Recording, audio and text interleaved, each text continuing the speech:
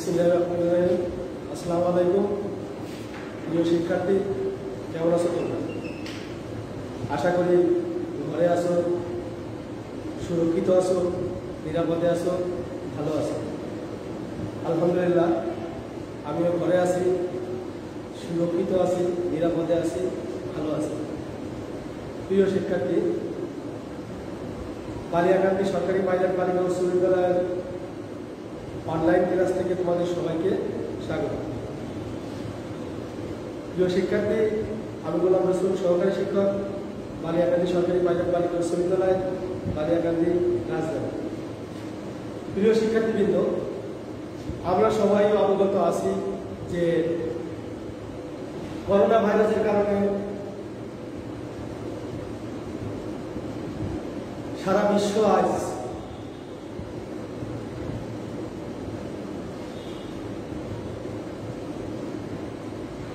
সব দিক দিয়ে পিছিয়ে পড়েছি। আমরা করোনা ভাইরাসের কারণে বিশেষ করে শিক্ষাক্ষেত্রে অনেকটাই সারা বিশ্ব পিছিয়ে গেছে। কারণ প্রায় 2 বছর যাবৎ শ্রেণী পাঠদান সম্ভব হচ্ছে না। করোনা ভাইরাস ভয়াবহ রূপ ধারণ করেছে। প্রতিদিনই আক্রান্ত হচ্ছে হাজার হাজার মানুষ এবং থামছে না কোনোভাবেই মৃত্যুর মিছিল। প্রিয় শিক্ষার্থী, তারপরও জীবন তো থেমে নেই। সৃষ্টির শুরু থেকেই প্রবহমান ভাবে চলছে এবং জীবনের শেষ অবধি পর্যন্ত চলতে থাকবে। এভাবেই অতিবাহিত করতে হবে এক একটা ধাপ মানব জীবন। প্রিয় শিক্ষার্থীবৃন্দ, এই করোনা ভাইরাসের মহামারীর মধ্যেও আমাদেরকে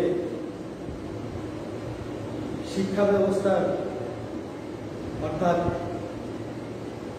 শিক্ষার্থীদের শিক্ষাকে সচল রাখার জন্য অনলাইনে ক্লাসের ব্যবস্থা করা হয়েছে।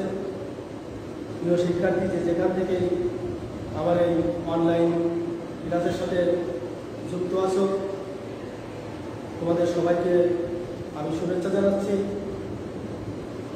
প্রিয় শিক্ষার্থীবৃন্দ,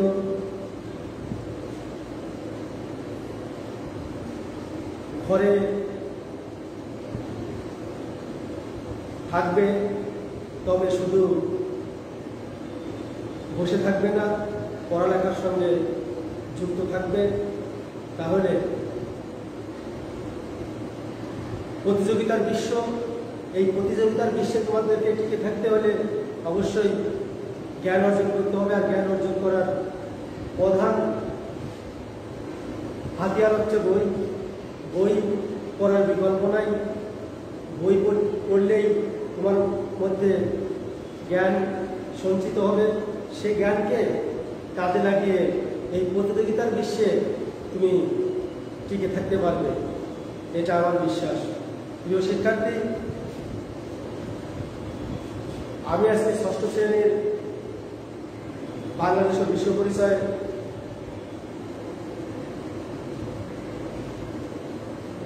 থেকে একটা অধ্যায় নিয়ে আলোচনা করব। দ্বিতীয় অধ্যায়, বাংলাদেশ ও বিশ্ব সভ্যতা।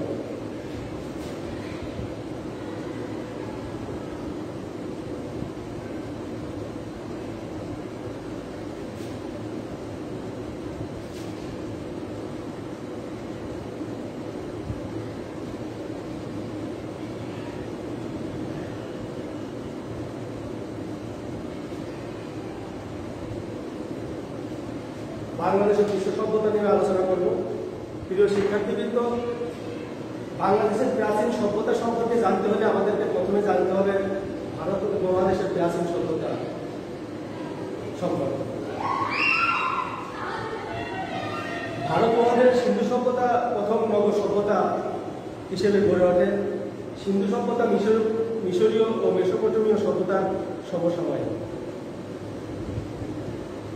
অপরপক্ষে খ্রিস্টপূর্ব 7ম শতকে শুরু হওয়া গঙ্গা অববাহিকা দ্বিতীয় নগর সভ্যতা ইউরোপের গ্রিক ও রোমান সভ্যতার সমসাময়িক। প্রথমে আমরা আসবো ভারত উপমহাদেশ নগর সভ্যতা। ভারত উপমহাদেশের প্রাচীন নগর সভ্যতা হচ্ছে সিন্ধু সভ্যতা। আমরা আগেই বলেছি যে ভারত উপমহাদেশের আমাদের দেশের প্রাচীন নগর সভ্যতা সম্পর্কে জানতে হলে আমাদেরকে অবশ্যই ভারত উপমহাদেশের নগর সভ্যতা সম্পর্কে জানতে হবে। আর ভারত উপমহাদেশের নগর সভ্যতা হচ্ছে প্রাচীন নগর সভ্যতা হচ্ছে সিন্ধু সভ্যতা। এই সভ্যতা খ্রিস্টপূর্ব 27 শতাব্দে ভারত উপমহাদেশের সিন্ধু, সরস্বতী, হারকা ইত্যাদি নদ-নদীর তীরে গড়ে ওঠে। এই সভ্যতার বড় দুটি নগরের একটি হচ্ছে হরপ্পা, অপরটি হচ্ছে মহেঞ্জোদারো। একটি হরপ্পা, অপরটি মহেঞ্জোদারো। প্রিয় শিক্ষার্থী, সিন্ধু সভ্যতা হরপ্পা সভ্যতা নামেও পরিচিত। সিন্ধু সভ্যতা হরপ্পা সভ্যতা নামেও পরিচিত। সিন্ধু সভ্যতা ভারত উপমহাদেশের প্রথম নগর সভ্যতা। উন্নত নগর পরিকল্পনা দেখা যায় এই সভ্যতায়। এখানে রাস্তায় লাইটের ব্যবস্থা, রাস্তার পাশে পানি নিষ্কাশনের জন্য ড্রেন, রাস্তায় ময়লা ফেলার জন্য ডাস্টবিন এবং রাস্তার পাশে সড়কবাতি সুন্দরভাবে এই নগরকে গড়ে তোলা হয়েছে। প্রত্যেক বাড়িতে পানির জন্য ছিল কুয়া এবং প্রত্যেক বাড়িতে ড্রেন ছিল।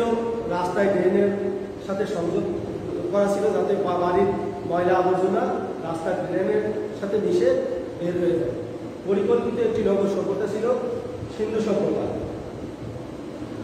মহেঞ্জোদারো নগরে আবিষ্কার হয়েছে এক বিশাল গোসলখানা, অনেকটা এখানকার সুইমিং পুলের মতো।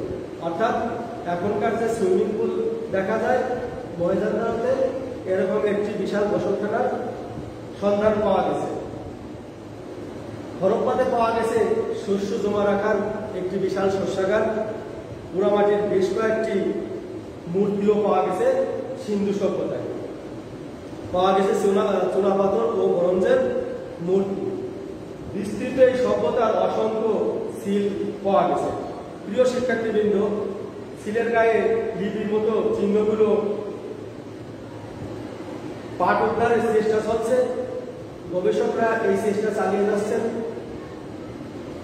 এই সভ্যতার পাথরের বাটখারা ও পুঁথিগুলো খুবই আকর্ষণীয়। ভারত উপমহাদেশের এই সমৃদ্ধ সভ্যতাটি 1700 খ্রিস্টপূর্বাব্দের পর আর পাওয়া যায়নি। তবে সিন্ধু সভ্যতা কেন হারিয়ে গেল এর সঠিক কারণ আজও খুঁজে পাওয়া যায়নি।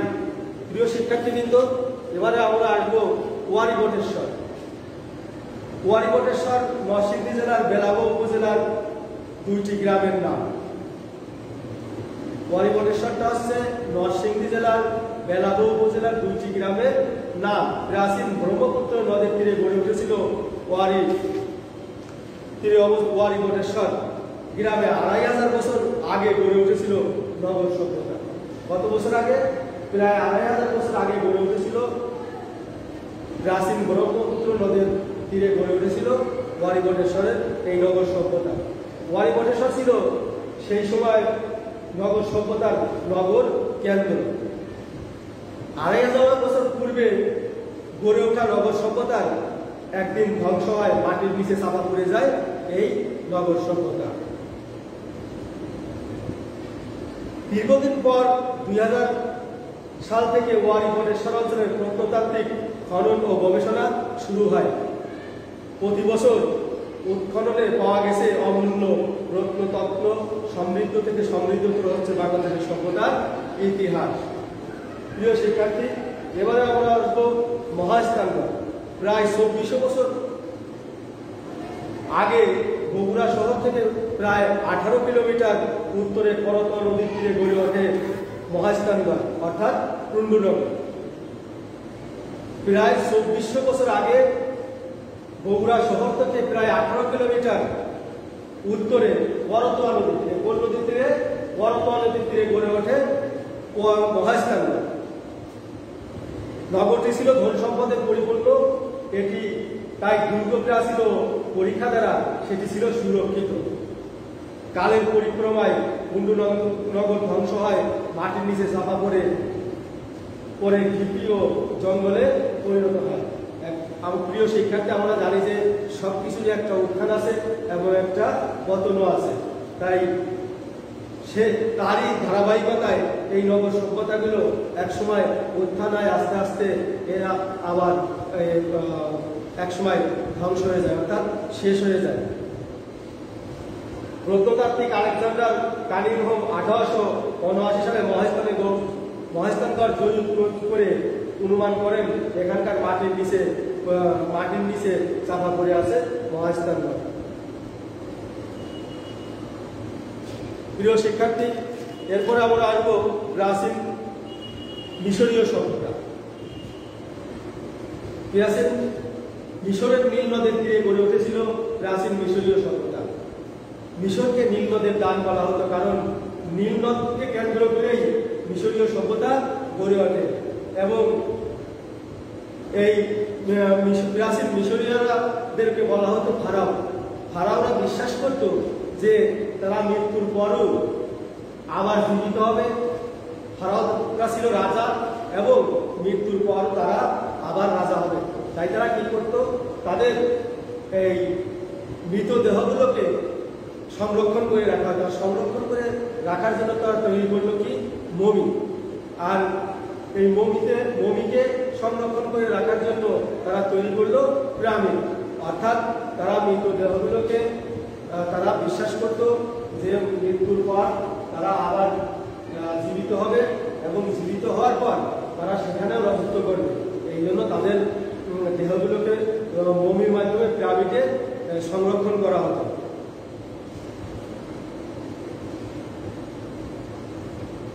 পাথর এবং ব্রোঞ্জের মূর্তি তৈরিতেও মিশরীয়রা দক্ষ ছিল। এরপরে আসে মেসোপটেমীয় সভ্যতা। ইরাকের টাইগ্রিস ও ইউফ্রেটিস নদীর তীরে উর্বর ভূমিতে মেসোপটেমীয় সভ্যতা গড়ে ওঠে। মেসোপটেমীয় শব্দের অর্থ হচ্ছে দুই নদীর মধ্যবর্তী ভূমি। মেসোপটেমীয় শব্দের অর্থ হচ্ছে দুই নদীর মধ্যবর্তী ভূমি। এই অঞ্চলে বিভিন্ন সময়ে বেশ কয়েকটি সভ্যতার বিকাশ ঘটেছিল, যেমন সুমেরীয় সভ্যতা, পুরাতন ব্যাবিলনীয় সভ্যতা, এশীয় সভ্যতা ইত্যাদি। এরপরে আসে আমরা পারস্যীয় সভ্যতা। আজকের ইরান দেশটিকে প্রাচীনকালে পারস্য বলা হতো। খ্রিস্টপূর্ব 600 অব্দে পারস্য একটি সভ্যতা গড়ে তোলে। এই সভ্যতার বিকাশে সবচেয়ে বেশি ভূমিকা রেখেছিলেন সম্রাট প্রথম দারিউস। তিনি বিভিন্ন দেশ জয় করে পারস্য রাজ্যকে সাম্রাজ্যে পরিণত করেছিলেন। সভ্যতার ইতিহাসে পারস্যদের অবদান অত্যন্ত গুরুত্বপূর্ণ। প্রিয় শিক্ষার্থীবৃন্দ, এরপরে আমরা আসবো গ্রিক সভ্যতা। পুরো গ্রিসই একক কোনো রাজ্য বা সাম্রাজ্য গড়ে ওঠেনি। খাড়া খাড়া পাহাড়ের মধ্যে এক একটি নগর তৈরি হয়েছিল। এজন্য প্রতিটি নগর পরিণত হয় পৃথক রাষ্ট্রে। প্রতিটি খাড়া খাড়া পাহাড়ের মধ্যে গড়ে উঠেছিল এক একটি নগর। এই জন্য প্রত্যেকটি নগর পরিণত হয় এক একটি রাষ্ট্রে। তাই সমুদ্র তীরের বিকাশ ঘটা নগর রাষ্ট্রগুলোর প্রধান ছিল বাণিজ্য। বাণিজ্যের মাধ্যমে এই গ্রিক সভ্যতার গড়ে ওঠে। এই গ্রিক সভ্যতার প্রধান আয়ের উৎস ছিল বাণিজ্য। বাণিজ্যিক সমুদ্রের মাধ্যমে বিভিন্ন জাহাজের মাধ্যমে তারা বিভিন্ন জায়গা বিভিন্ন জিনিস আমদানি রপ্তানি করত। আর এইভাবে তারা বাণিজ্য গড়ে তোলে। আর এইভাবে তাদের এই গ্রিক সভ্যতা গড়ে ওঠে। এরপরে আসে রোমান সভ্যতা। গ্রিক সভ্যতা গড়ার কাছাকাছি সময় রোমেও নগর সভ্যতার বিকাশ ঘটেছিল। অর্থাৎ যখন গ্রিসের নগর সভ্যতা গড়ে ওঠে ঠিক তখনই রোমেও নগর সভ্যতার বিকাশ ঘটেছিল। সামান্য কৃষিকাজ হলেও এই সভ্যতার ছিল বাণিজ্য নির্ভর। সামান্য কৃষিকাজ ছিল যদিও, তারপরেও এই সভ্যতা ছিল বাণিজ্য নির্ভর। এবং এই বাণিজ্যের মাধ্যমেও রোমান সভ্যতা বিকাশ লাভ করে। প্রিয় শিক্ষার্থী, আমরা বাংলাদেশ ও বিশ্ব সভ্যতা নিয়ে আলোচনা করলাম। এটা আগামীতে আরো বিস্তারিত আলোচনা হবে। প্রিয় শিক্ষার্থী, আজ এ পর্যন্তই।